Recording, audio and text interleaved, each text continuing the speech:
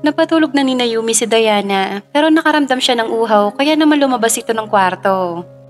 Napansin niya ang tatlo na magkakasama ang mga ito at kapwa matalimang tingin sa kanya. Anong problema ng mga to? Tanong sa sarili at hindi na lang niya pinansin ng tatlo. Oy, Yumi. Pagtawag ni Nida sa kanya, kaya napahinto siya sa paglakad at hinarap si Nida. May kailangan ka? Oo, may kailangan kaming malaman. Tugon nito habang nakapamiwang at nakataas pa ang isang kilay. Diba girls? Yes, kaya pawang katotohanan lang ang isasagot mo sa mga katanungan namin. Saad naman ni Ira. Bawal magsinungaling. Dagdag ni Michelle. Ano ba kasi yon? Nagtatakang tanong ni Nayumi sa tatlong marites. Anong ganap kagabi? Ganap? Anong ganap? Oops, ang sabi namin bawal magsinungaling. Ani ni Ira. Oo nga naman, Yumi. Ano nga kasi? Ito naman, tayo-tayo lang eh. Tsaka ano mamalaman namin, hindi naman yun kakalat. Alam nyo? Hindi ko alam ang pinagsasabi nyo. Sige na, maiwan ko na kayo. Nauuhaw na talaga ako. Hep hep? Ani ni Nida. Hooray! Dagdag ni Ira. Umiiwas? Ay, ibig sabihin may nangyari nga talaga. Panunokso ni Michelle. Don't tell a lie. Yumi, umamin ka na. Saad ni Nida. Wala kong aaminin dahil hindi ko talaga alam ang mga pinagsasabi ninyo. Pagkakaila ni Nayumi. Hindi ba't magkasama kayo sa second floor kagabi? Nakita din namin dun yung jacket ni Sir Franco. Tapos ang kalat doon. Halatang ang wild ang kaganapan kagabi. Tapos yung kama, ang gulo-gulo din. Ano yon? Nagtago-taguan lang kayo? Ganon? Saad ni Nida. Pinasa lang ni Nayumi ng kilay si Nida tsaka nito tinalikuran. Hoy, kinakausap pa kita. Akala ko ba nandito ka para magluto? Bakit tinatrabaho mo rin si Sir Franco? Inis na sambit ni Nida. Muling humarap si Yumi kay Nida at tinaasan niya ng kilay ito. Kung ano man yung nangyari kagabi at kung ano man yung nasa isip nyo, wala akong pake. Basta ako, nag-enjoy ako. Tugon nito upang lalong inisin si Nida. Sabi ko na nga ba, makati ka. Bakit? Masamang magpakamot? Di ko abot he. Tugon nito sabay tawa. Natatawa naman ang dalawa. Anong tinatawa-tawa nyo? May nakakatawa? Halatang iniinis ka lang ni Yumi. Tugon ni Ira at pinipilit na wag matawa. Malalaman ko rin ang sikreto ng babaeng yan. Hayaan mo na kasi, buhay niya yan. Tsaka bagay naman sila ni Sir Franco. Saad ni Michelle. Ew, bagay ka dyan. Marating wika ni Nida. Mukhang may malaking problema ka ha. At umalis pa tayo ng resort mo. Pwede naman tayo doon ah. Saad ni Noah nang ayain siya ni Franco na magpunta sa isang bar. Napakaloko ko bro. Hindi ko alam kung bakit ko nagawa yun kay Yumi. Kung bakit ko siya hinalikan.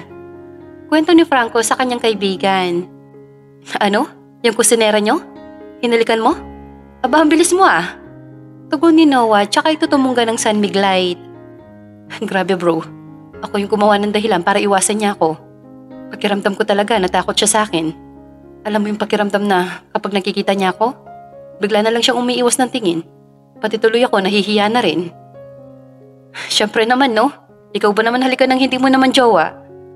Tsaka base sa kwento mo nga, disenteng babae yung Yumi na yon. Yun na nga eh, at ako pa nga ang nakauna sa mga labi niya. Sabay hawak nito sa ibabang labi. Pero alam mo kung ano yung mas malala? Ano? Naku, don't tell me may nangyari sa inyo. Wala, muntik lang. Yung totoo, wala ba talaga? Wala talaga, muntik lang. Nakaibabaw ako sa kanya habang hinahalikan ko siya tapos ano? Ayoko nang ituloy. Pabitin naman to, wala naman siya. Akala mo naman walang experience at nahiya pa magkwento. Gusto ko sana siya ligawan kasi mahal ko na talaga siya. At pakiramdam ko, mas lalo ko siya minahal na maangkin ko ang mga labi niya. Mas kakaiba yung nararamdaman ko ngayon kay Yumi eh. Kaysa nung kami ni Celine. Minsan kasi si Celine talaga yung may gusto. Nasabi mo na ba sa kanya yung balak mong panliligaw? Tanong ni Noah sabay tungga naman nito ng hawak niyang alak.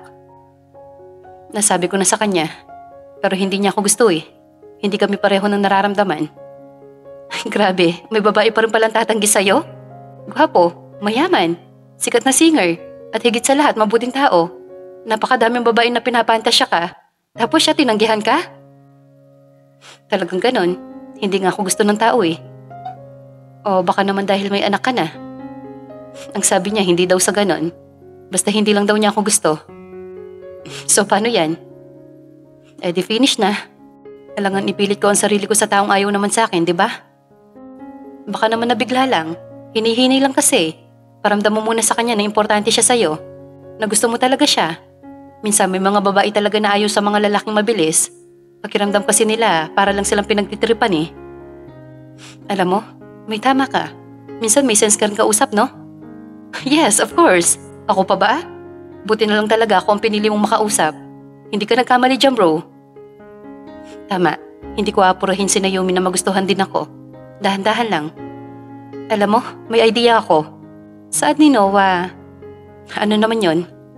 2 weeks na lang, birthday mo na, di ba?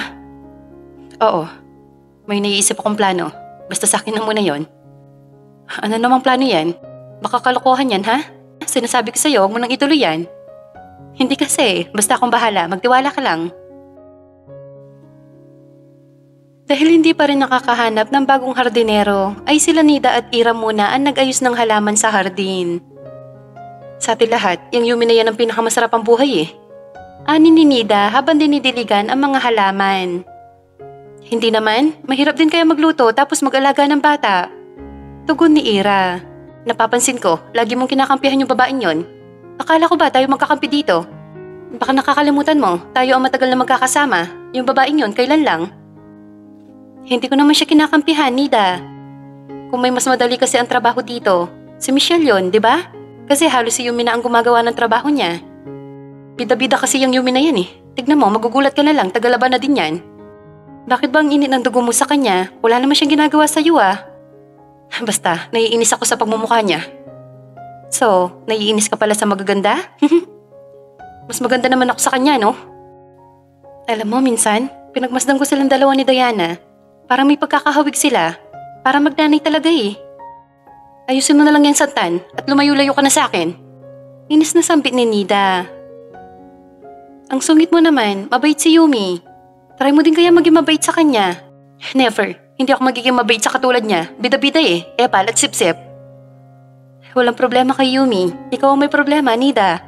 Walang ginagawang masama yung tao sa'yo, pero lagi mo siyang pinag-iinitan. Kita mo nga, kahit anong gawin at sabihin mo sa kanya, hindi kanya pinapatulan, dinadaan niya lang sa biro. Baka kung iba yon, nasa bunutan ka na. Ang sabihin mo, plastic siya. Bait-baitan, pero nasa loob ang kulo niyan. Kunwari mahinhin, pero malandi yan. Anong sabi mo? Ako malandi? Sigaw ni Yumi kay Nida. Kapwa nagulat at natigilan si Ira at Nida. Hindi kasi nila napansin ang paglapit sa kanila ni Yumi. Bakit ba kahit wala naman akong ginagawa sa'yo ang sama-sama ng tingin mo sa akin? Tsaka may patunay ka ba na nilalandi ko ang amo natin? Una pa lang ang pangit mo na makisama sa akin pero hinahayaan ko lang yon. Dahil iniisip ko na magiging okay din tayo. Pero palala ka ng palala, Nida. Ano bang gusto mo para manahimik ka? Patulan kita? Oh, bakit hindi mo subukan? Galit ka sa akin? Eh di saktan mo ako. Sampalin mo ako. Ilabas mo yung totoong kulay mo. Huwag kang bait-baitan. Plastic. Sigaw nito sa mukha ni Yumi. Hindi napigilan ni Yumi ang sarili kaya malakas na sampal ang iginawad niya sa mukha ni Nida na ikinatabingi ng mukha nito.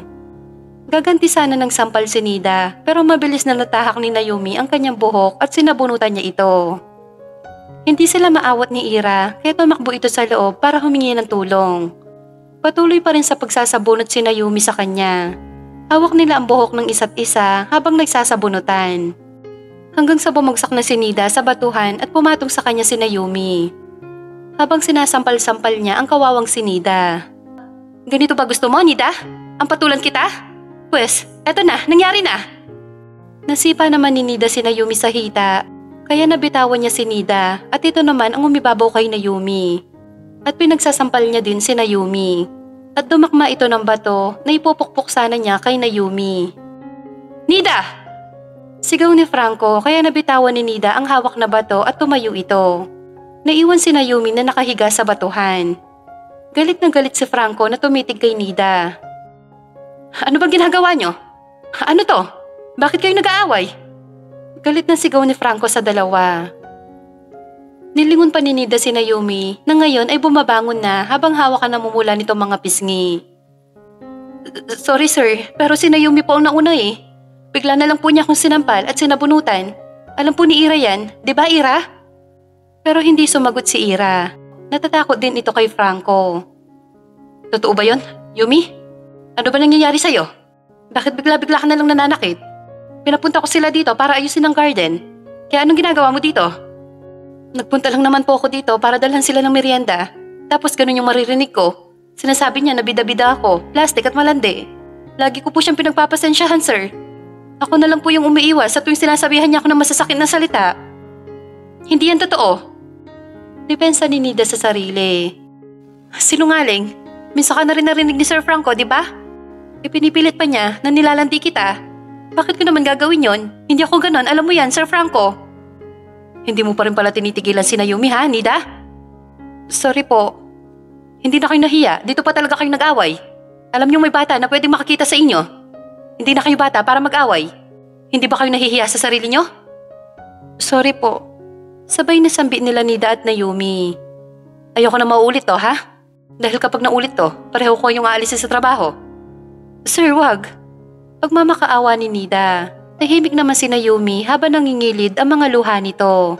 Alam niya sa sarili niya na may pagkakamali din siya dahil siya ang unang nanakit. Pero napuno lang siya. Hindi na niya kinaya ang mga masasakit na salitang sinasabi ni Nida tungkol sa kanya. Back to work. Sigaw muli ni Franco kaya nataranta si Ira at Nida. Inayos ni Nida ang sarili at pinulot ang hose na kanina pa nakabukas. Pumasok naman si Naomi sa loob at sumunod sa kanya si Franco. Naomi, pwede ba kitang makausap? Sa mahinahong boses nito, huminto naman si Yumi at humarap kay Franco na ngayon ay pumapatak na ang mga luha. Hindi ko po gustong manakit. Opo, ako ang naunang nanampal. Hindi ko na po kasi kinaya sir eh. Tao lang din ako, nasasaktan. Alam ko, kaya ako na ang humihingi ng tawad sa'yo sa mga sinasabi ni Nida. Gusto mo bang tanggalin ko na siya? Total, hindi naman kayo nagkakasundo. Ako na lang po ang aalis, kaysa siya ang alisin mo. Total, okay naman po noon dito, di ba? Nagkagulo-gulo lang mula nang dumating ako. Sa tingin mo, paalisin kita dito? Paano naman si Diana kapag umalis ka? Ano na lang ang mararamdaman ng bata? Basta ako nang bahala kay Nida. Ipapangako ko sa'yo na hindi ka na niya mapapagsalitaan ng hindi magaganda. Pangako mo rin sa akin, sir, na hindi mo siya aalisin dito. Mahalaga din po sa kanya ang trabahong to. Oo, hindi. Sige na, igayak mo na yung mga lulutuin mo. Okay po. Tatalikod na sana si Naomi pero bigla lumapit sa kanya si Franco at inayos ang buhok nito. Nakatingin lang sa kanya si Franco habang inaayos ang kanyang buhok. Mas lalo niyang napagmasdan ng malapitan ang kanyang amo.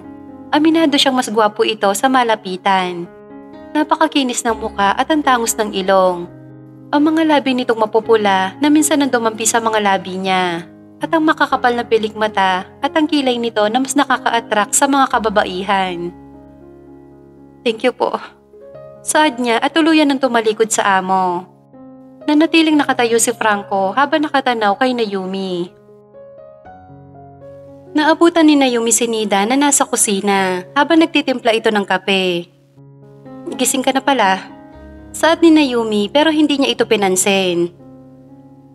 Nids, pwede ba tayong mag-usap? Maniwala ka, hindi kita gustong saktan. Napuno lang talaga ako. Hindi ko na kasi kinaya yung mga pang-iinsulto mo sa akin eh. Kaya sorry kung nasaktan kita kahapon. Inihinto ni Nida ang paghalo sa kape tsaka niya tinignan si Naomi. Bakit ba ang bait mo pa rin sa akin kahit hindi maganda ang trato ko sa'yo? Kahit ang sasakit na mga sinasabi ko sa'yo. Nakakainis ka, alam mo ba yon?